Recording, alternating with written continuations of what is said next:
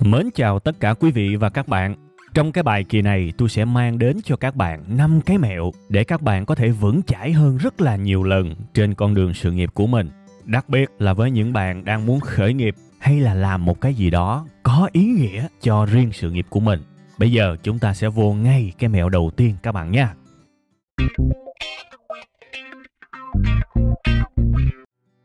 Rồi, hello các bạn. Chúng ta đang tới với cái mẹo đầu tiên để có thể giúp cho các bạn vững chãi hơn rất nhiều lần trên con đường sự nghiệp của mình.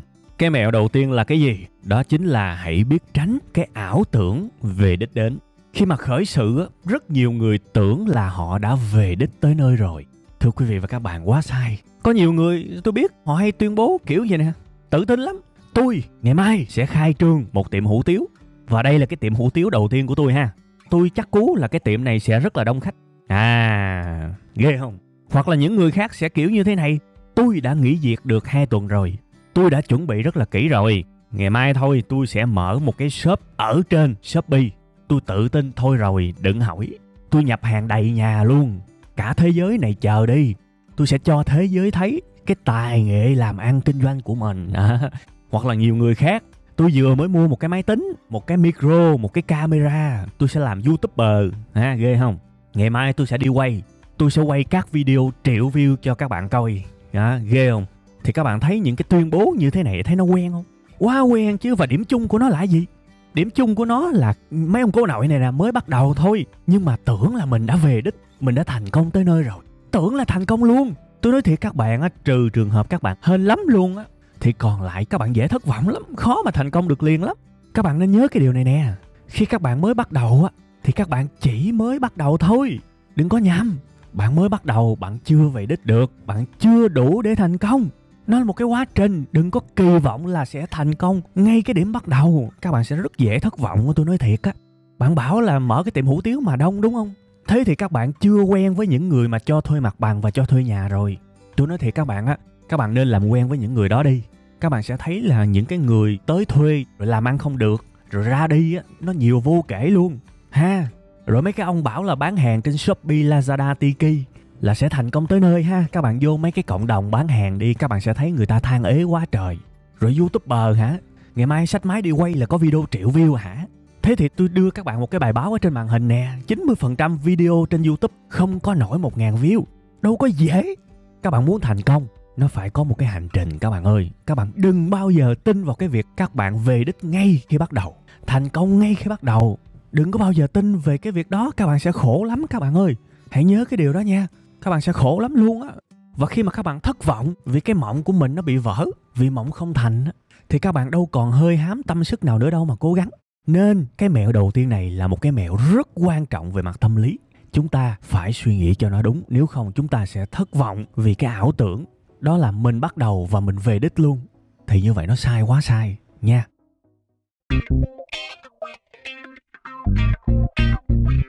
Rồi, mến chào các bạn. Đây là cái mẹo thứ hai trong cái bài ngày hôm nay. Cái mẹo này rất là vui các bạn. Cực kỳ vui luôn. Tôi gọi cái mẹo này là đóng vai ác. Thực ra cái sự ác độc của mỗi người á, nếu mà được sử dụng một cách khôn ngoan á, tôi nghĩ cũng sẽ mang lại rất là nhiều cái ích lợi. Ít nhất là trong kinh doanh. Đương nhiên cái vai ác ở đây không phải là đi hại ai hết, mà là để giúp chính mình. Cái ý tưởng chính là các bạn hãy tưởng tượng các bạn là đối thủ của chính cái công ty của mình ha. Bạn là đối thủ của chính mình và bạn muốn phá. Thì bây giờ trong trường hợp đó bạn sẽ làm gì để phá cái công ty của chính mình? Làm gì để hại cái công ty của chính mình? Các bạn hãy nghĩ ra hết tất cả những con đường ha. Khi các bạn đóng vai ác, các bạn hãy nghĩ ra hết tất cả những con đường bạn có thể nghĩ ra để hại cái công ty hay là cái shop của mình. Hãy liệt kê ra hết đi các bạn. Tôi cũng đã làm cái việc này, tôi nói thiệt. Liệt kê ra hết đi. Đây là một trong những cách phòng ngừa rủi ro rất tốt. Mình nghĩ ra hết tất cả những cách mà người ta có thể hại mình. Vì cái đó là rất thực tế. Bạn ra đời, cái việc bạn bị ai đó hại bình thường, ai đó chơi bình thường. Vậy thì tại sao mình không nghĩ ngay từ đầu? Mình đóng vai ác luôn. Mình đóng vai mình là đối thủ của mình luôn. Và mình ngồi mình liệt kê. Mình lấy cái tờ giấy, mình kẻ ra 2 cột. Cái cột bên trái là cái cột phá. Liệt kê ra hết tất cả những ý tưởng nào có thể phá cái công ty hay là cái shop của các bạn. Và cái cột bên phải là cái cột giải pháp. Sau khi mà liệt kê hết rồi, tương ứng từng cái, hãy nghĩ ra những cái giải pháp cho cái sự phá hoại tiềm năng đó. Thì các bạn tin tôi đi. Các bạn làm xong cái bảng này, các bạn sẽ tự tin ngút trời luôn. Và tôi tin rằng cái sự tự tin này là lành mạnh. Thiệt, cái sự tự tin này hoàn toàn lành mạnh vì nó dựa trên những thực tế. Và nếu mà trường hợp các bạn có gặp nó thật ở trong cuộc đời, nếu ai đó phá bạn theo cái kiểu như vậy, bạn đã phòng thủ từ trước rồi, nó an toàn các bạn. Thành ra tuy là mình sống, mình hướng tới những điều tích cực, nhưng mà rõ ràng cuộc sống này có cả những điều tiêu cực mà. Vậy thì cái người khôn ngoan á là cái người phải biết nhìn ra những cái nguy hiểm tiềm tàng, những cái nguy hiểm tiềm ẩn để mà ngăn ngừa nó từ trước. Thì cái phương pháp đóng vai ác này theo bản thân tôi là cực hay luôn. Các bạn đừng có bỏ qua, tôi nói thiệt ha. Hello các bạn, đây là cái phần tiếp theo của cái bài ngày hôm nay. Cái mẹo thứ 3 để chúng ta vững chãi hơn rất nhiều trên con đường sự nghiệp của mình, đặc biệt là con đường về khởi nghiệp, về kinh doanh. Tôi sẽ bắt đầu bằng một cái ví dụ ha. Các bạn xem qua ví dụ này, các bạn sẽ hiểu cái mẹo này nó quan trọng, nó thiết yếu và nó sống còn như thế nào nếu các bạn quyết định khởi nghiệp. Tôi lấy thí dụ bạn đang mở một cái quán cà phê đi. Bằng cách nào đó, một ngày bạn bán được 50 ly. Đúng không? Bạn bán được 50 ly. Mỗi ly cà phê mà kiểu quán cốc mà, cà phê quán nhỏ mà ha. Mỗi ly bạn chỉ bán được khoảng 15.000 thôi. Bạn mắc quan trọng mua. Rồi, mỗi ngày 50 ly. Mỗi ly 15.000. Vậy thì thu một ngày là nhiêu? Lấy 50 nhân 15.000 là 750, đúng không? Mỗi ngày thu được 750. Vậy thì ví dụ một tháng trung bình có 30 ngày đi. Thì một tháng bạn bán được nhiêu? 750 nhân 30 là bằng 22,5 triệu. Wow! Bán cà phê thu về mỗi tháng 22,5 triệu. Không tệ, đúng không? Trời ơi! Bán cà phê kiểu này ngon hơn là đi làm văn phòng, đi làm công nhân, đi làm mướn rất nhiều. Thơm bơ, đúng không? Ngon không? Ngon. Thiệt không? Không thiệt. Đâu có gì thiệt đây. Tại vì nói chưa đủ. Đây là nói phần thu thôi các bạn. Còn cái phần chúng ta chi ra, chúng ta chưa nói tới. Ví dụ mặt bằng là nhiêu? 6 triệu. Nhân viên thuê người gửi xe này nọ, pha chế này nọ đâu. Phục vụ đồ thôi. Quán nhỏ mà, chả muốn nói nhiều. Tổng nhân viên là 7 triệu một tháng đi. Rồi những cái chi phí khác, điện nước, nguyên liệu ABC gì đó. Rồi ok, tổng cộng cái phần chi ra 17 triệu. Vậy thì thực ra lời ở đây đâu có phải là 22,5 triệu đâu. Lời ở đây là 22,5 triệu trừ 17 triệu. Nó còn có 5,5 triệu à. Vậy thì nếu mà lời kiểu này thì khởi nghiệp làm gì? Vậy thì cái sai ở đâu các bạn? Cái sai ở đây á, rất nhiều người á, họ bị thiếu một nửa cái sự hiểu biết về cái việc sống còn. Họ chỉ nhìn thấy lợi nhuận chỉ đến từ doanh thu thôi. Có nghĩa là thu vô càng nhiều là càng tốt. Thực ra có rất nhiều người thu vô nhiều nhưng vẫn chết như thường. Tại vì họ mắc một cái điểm yếu chí mạng là họ chi ra quá dở. Và cái việc đó làm cho họ tuy là thu về nhiều nhưng vẫn chết như thường. Và cái quán cà phê mà tôi đang đưa cho các bạn xem á, nó là một cái tình huống điển hình đó. Nói vậy cho các bạn dễ hiểu. Thu 22 triệu chả có ý nghĩa gì cả khi bạn chia ra tới 17 triệu. Vậy thì các bạn phải hiểu cái mẹo thứ 3 trong cái bài ngày hôm nay. Đó là đừng chỉ nhìn vào cái doanh số, cái số tiền kiếm vào, mà các bạn còn phải nhìn đồng thời vào cái số tiền bạn chi ra đó. Bạn phải quản lý được hai cái mục này luôn. Bạn quản lý làm sao để cho cái số tiền thu vào trừ cho cái số tiền chi ra nó càng lớn càng tốt. Thì như vậy mới thành công. Chứ không phải cứ thu vào là thành công. Tôi thấy có rất nhiều người kinh doanh mà cái gì đâu mà mua đủ thứ đồ trên đời này hết, chưa kiếm được cách nào mà đã chi rồi thì thất bại, dễ chết lắm. Rồi mấy ông không có bao nhiêu tiền hết, chi quá nhiều cho quảng cáo, thiếu điều chi muốn sạc nghiệp luôn. Thì cái chi các bạn cao quá thì làm sao các bạn thành công được? Các bạn làm ơn nhớ nha, tiền lời của các bạn là bằng thu trừ đi chi. Nó đơn giản vậy đó nhưng mà nó cốt lõi, nó thiết yếu lắm. Các bạn chỉ chăm nhìn vào cái thằng thu không à, mà cái thằng chi các bạn bỏ qua thì cuối cùng hết làm cực ơi là cực mà chả kiếm được nhiêu tiền hết là vậy đó. Nhiều ông tâm sự với tôi, bán một tháng 30 mấy triệu mà chạy quảng cáo bằng số tiền đó luôn. Vậy thì làm việc quần quật, cuối cùng quỳ vốn, mà quỳ vốn còn hên, nó nhiều người còn lỗ nữa. Ông quản lý cái phần chi của ông quá dở nha. Làm ơn nhớ nha, phải quản lý tốt cả thu lẫn chi, chứ đừng có chỉ quản lý cái thu thôi, thất bại đấy ha. Thì bây giờ mình quay trở lên cái ví dụ quán cà phê mình giải quyết làm sao. Cái này là đại khái thôi nha, còn tùy tình huống của các bạn sẽ có những cái cách của riêng mình. Nhưng cái này tôi muốn minh họa cho các bạn thấy. Ví dụ như nhìn vô cái hạng mục chi tiêu của cái quán cà phê này thì mình thấy ngay cái phần nhân viên nó không cần thiết, bỏ đi. Chủ quán trong xe, chủ quán bưng nước luôn đi. Thế thì tiết kiệm được 7 triệu, đúng không? Tại vì một ngày bán có 50 ly mà, thuê nhân viên làm gì? Còn giữ xe mà sợ mất á, mua sợi dây xích á, xích xe của từng khách lại. Xong, sợi dây xích chả nhiêu tiền hết, mình tiết kiệm ha. Thì bây giờ nếu mà bỏ đi cái hạng mục nhân viên thì cái chi tiêu nó chỉ còn có 10 triệu thôi. Cái tiền lãi nó tăng lên nhiều. 22,5 triệu trừ 10 triệu là lời được 12,5 triệu, đúng không? Lời nhiều nó còn ảnh hưởng cái phần chi nữa. Nên làm ơn nhớ nha, làm ơn nhớ cho kỹ, làm cái gì cũng vậy. Trong bất động sản người ta có một cái câu mà tôi thấy rất là hay. Đó là lời khi mua chứ không phải là lời khi bán. Rất là hay luôn các bạn. Có nghĩa là các bạn khi mua đất, mua nhà đồ đó, các bạn cần đàm phán tốt để có giá tốt. Bạn mua cái giá mà nó rẻ hơn giá thị trường thì lúc ngay mua là các bạn đã có lời rồi. Vì các bạn có bán ra liền ngay lập tức thì các bạn cũng ăn được cái chênh lệch, tại vì bạn mua giá rẻ mà. Thì tôi nghĩ cái tư duy đó rất tốt với những người có tư duy kinh doanh Và trong làm ăn cũng vậy, làm ơn quản thu và quản luôn phần chi nha, chứ chỉ nhìn vô duy nhất cái phần thu thôi là chết đó ok.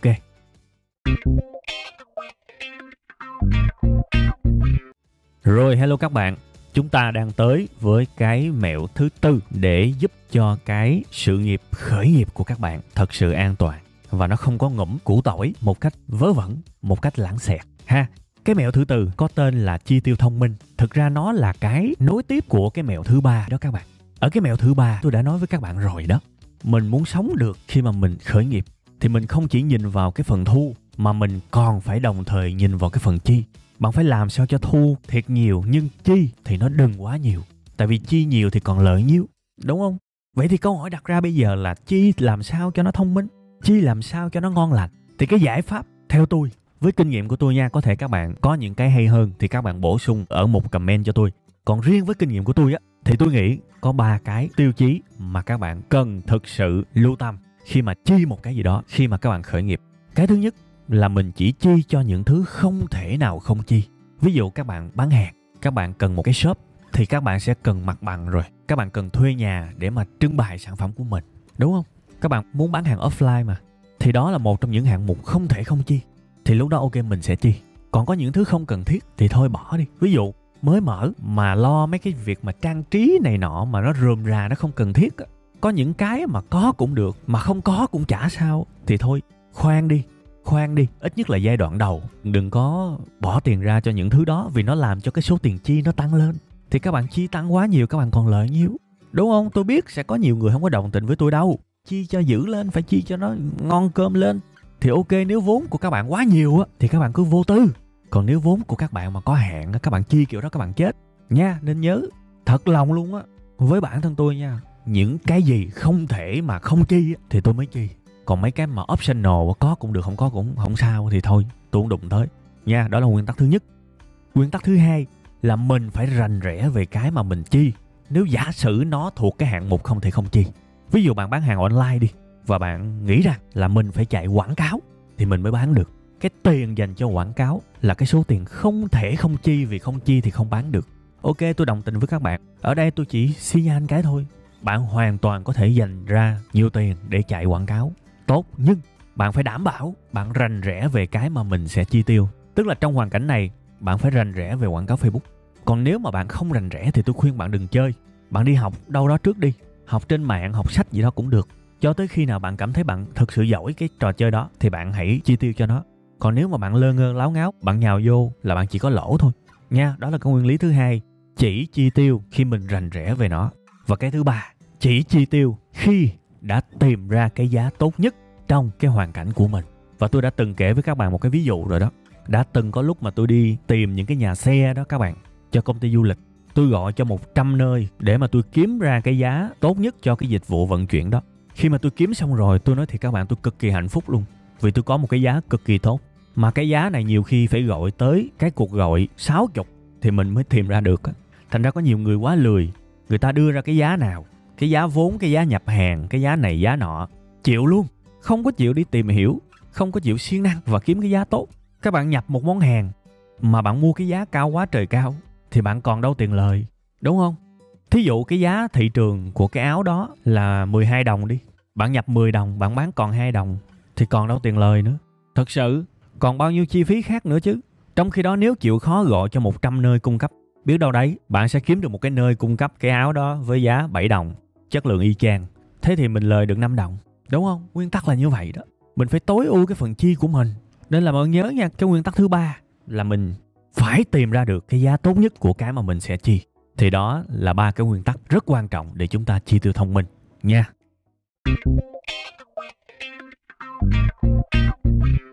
Hello các bạn, đây là cái mẹo cuối cùng của cái bài ngày hôm nay.